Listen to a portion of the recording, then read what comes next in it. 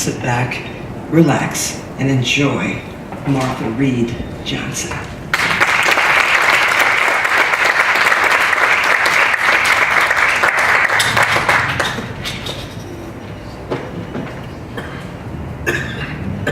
Good afternoon, everybody. Are you having a good time? Yes. I'm having a good time. I was just over at the story swap area and got to hear some great tellers share their stories, because everyone has a story to tell. A long time ago, when I was about 6 years old, I decided to run away from home. I honestly don't remember why I wanted to run away from home. It may have had something to do with the fact that I had 3 older brothers and a younger sister, all under one roof. Maybe that was it, I don't really know. But I got it in my mind that I was gonna run away. So I started out the back kitchen door and slammed it behind me and started marching across the backyard to where the state forest was beyond. My father was mowing the grass, and he stopped and he looked at me and said, "Marty, where are you going?" I said, "I'm running away." "Can I come with you?" I said, "Okay." He said, "What are you bringing?" "Nothing." He said, "Well, let's go make sandwiches." So we went back into the kitchen and we made sandwiches. We packed a little backpack and then we headed out across the backyard. And as soon as we stepped into the forest, it felt different. It smelled different. And we spent all day walking the trails through the forest, playing in the creeks, looking for tadpoles. We found a little clearing and a meadow, and we sat down to eat our sandwiches and watched the white clouds billowing in the sky just blow on by. And we watched the leaves rustling in the trees. And as I watched those leaves and breathed that air and watched the clouds pass by, I had no idea why I had wanted to run away from home. We spent all day in the woods until the sun began to set, and we headed down the path and returned home. That night, as I laid in my bed and my dad came in and gave me a kiss on the head and said goodnight, I thought to myself, I don't think I did that right. You're not supposed to take your dad with you when you run away. But I never wanted to run away from home again until I was grown and had teenage boys of my own. And then it just simply wasn't possible. My dad taught me that day the importance of family and the importance of the great outdoors. And after that little running away experience, my dad and I spent many Saturday afternoons together. We would get up in the morning and we would make pancakes for everybody, and then my father would grab my hand and we'd walk out the door and we'd walk down Magnolia Terrace and we would walk through the paths in the woods until we arrived at the Forest Park Zoo. And we would see the lions and the tigers and the bears, and we'd go through the reptile house and we saw the giraffes, and then we always ended up walking down a path where the polar bear was. The polar bear was in a cage that was about 10 feet tall by 10 feet wide, 10 feet deep, and it was attached to a concrete and brick house. And in front of that cage, there was a path about wide enough for a golf cart to pass by, and then there was a split rail fence. And behind that split rail fence, there was a playground where there was big slides and swings and a twirly slide. And that was the place we always ended up our tour of the zoo. We would get to that spot in front of the polar bear cage, and my father would stand right there at the split rail fence. And the polar bear was always pacing back and forth in that cage. And my father would stand very still and he would watch the polar bear. And eventually, the polar bear would stop pacing and he would stand opposite my father and stare back. And I would watch my father staring at the polar bear, and the polar bear staring at my father for what seemed like forever. until I would get bored and restless, and I would tug on my dad's shirt, "Can I go play?" And I would go over to the playground and I'd play in the swings and spin on the merry-go-round, and then I'd climb up to that big twirly slide and I'd stand at the top and I'd watch my father staring at the bear and the bear staring back at my father. And then I would slide down the slide and I would walk back to my dad and he would grab my hand and we would walk back through the paths through the woods down Magnolia Terrace and we'd get home. Week after week, we took that trip. We'd walk down Magnolia Terrace, through the zoo, down the pass, seeing the lions and the lions and the tigers and the giraffes, and through the reptile house and the birds, and we'd end up at the polar bear cage. And I would watch my dad staring at the bear, and the bear staring back at my dad. And one day after he had grabbed my hand and we'd walked down the path through the woods and we were walking down Magnolia Terrace, we had just about gotten to the house, and I looked at my father and I'd said, "What does the bear say to you?" He thought for a while and he said, "Out." That made perfect sense to me. It was a word I could relate to. Out. We must get out. It was a word my father could relate to. He was a teacher, and he looked forward to that time of the year when school was out, and he would load the family into the station wagon, and we would set off on adventures each summer. And I remember a summer after we'd spent Saturday and Saturday and Saturday after Saturday going to the zoo. We loaded up the station wagon. Now, those of you for kids in the audience, the station wagons were the minivans of the 70s. And except that the station wagon did not have a DVD player. It didn't even have a FM radio. Didn't have air conditioning, so you had to roll down the windows so that you could get some air going through the car. And my parents were crazy, so they loaded up 5 children, ages anywhere from teenagers to 4, 6 years old, and we would set off on these adventures. And that particular summer, we took a trip from Massachusetts to California, and we spent 8 weeks in the station wagon. My 3 older brothers, who were young teens and teenagers, would sit in the middle bench seat in the back. My mom and dad would be in the front seat. And my sister and I, at 6 and at 8 years old, were thrown into the way back of the station wagon. You remember the place. I know, I can tell by the look on your face. You remember the place. There was no seats back there. You just kind of bounced around. And the wind would be whipping through the station wagon. And at one point, my sister looks at me and she said, "You want a piece of gum?" I said, "Yeah." And so she whips out a pack of Trident gum, you know, the little tiny little wrappers, and we got our gum, and as the wind was whipping through the station wagon, that little Trident wrapper just blew out of the window. I don't know how my father saw that, but he did. And he pulled the car over to the side of the road, and he got out, and he walked over to the back of the wagon, and he looked at my sister and I, and he said, "Whose wrapper was that?" "Hers." And he went back to the little trailer that we pulled behind us. It was a little sailboat that we loaded all the camping gear in. And he pulled the tarp back, and he came back to us with a hefty trash bag and a cooler.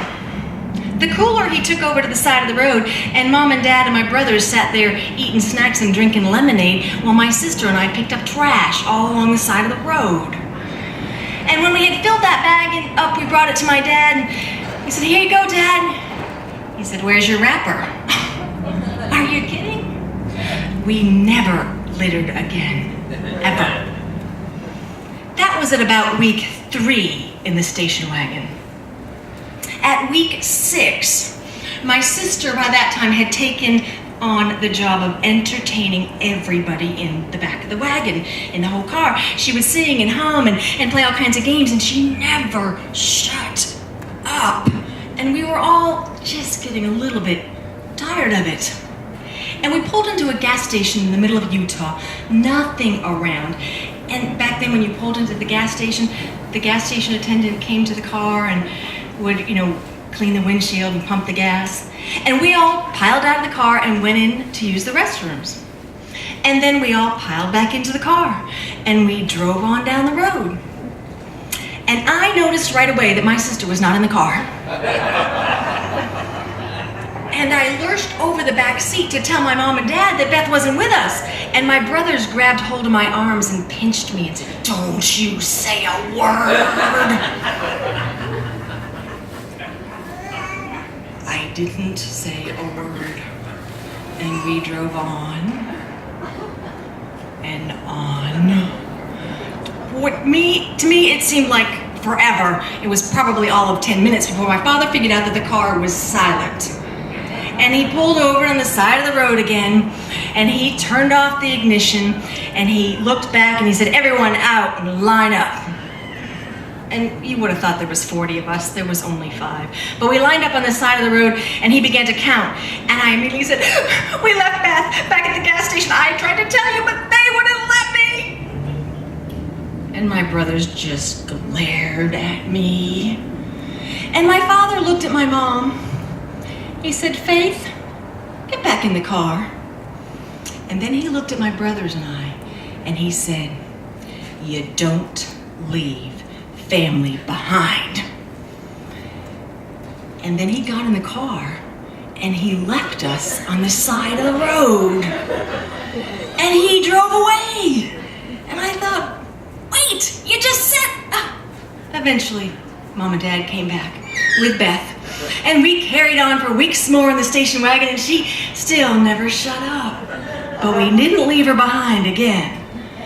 And after the 8 weeks, when we pulled back into the driveway at Magnolia Terrace, it was a Saturday morning. We had driven the last leg of the trip all night long. And we pulled into the driveway. I said, "Dad, it's Saturday. Let's go to the zoo." And he was tired and didn't really want to go. But my mother looked at him, and he took my hand. And we walked down Magnolia Terrace, and we walked through the path through the woods.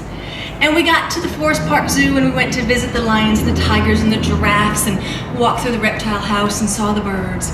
And then we took that final path to the polar bear cage. And we arrived at the split rail fence, and the polar bear cage was empty. Now, sometimes that would happen, and if my father just stood there, the polar bear would always come out and stand and stare back at my father. But that day, my father stood there, and he stared at the empty cage. And the bear didn't come out. And I stood watching my father staring at the cage and nothing staring back. And we stood there for a long time until the zookeeper came by in his little cart and parked right in front of my father. And he looked at it and said, "Oh, Mr. Johnson, I am very sorry to tell you this. But while you were away, some teenage boys tried to get into the polar bear cage."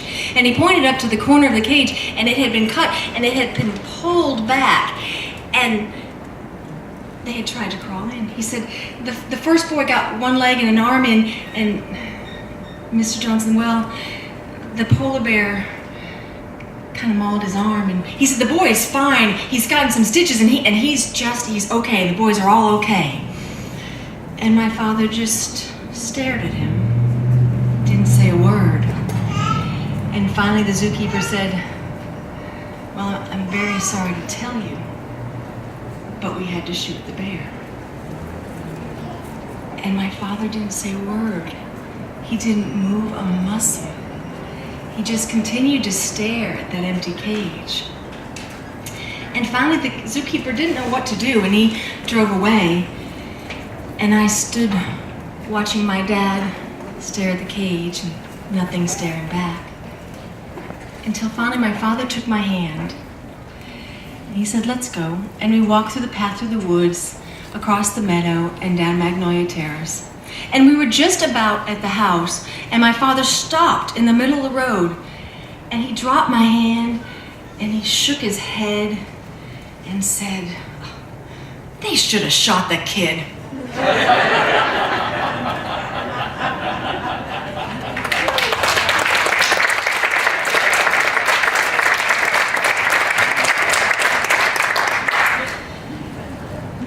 My sister, who we left back at the gas station. I spent most of my life trying to get away from her, I must be honest. She was 2 years younger than I was, and as most siblings, we had our disagreements and we would fight over things, and we did things like argue about, the bedroom and such, and we got to be teenagers, and my sister at 14 just blossomed. She was beautiful, tall and blonde, and she was bubbly, and people just gravitated towards her. And at 16, while she blossomed, I did not. It took me 40-some years. But my sister would just draw a crowd wherever she went. And one day I was watching my sister as this crowd of boys all gathered around her, and I was just thinking, how does she do that? And my father walked over to me, and he must have seen the look on my face. And I said to him, Dad, how does she do that?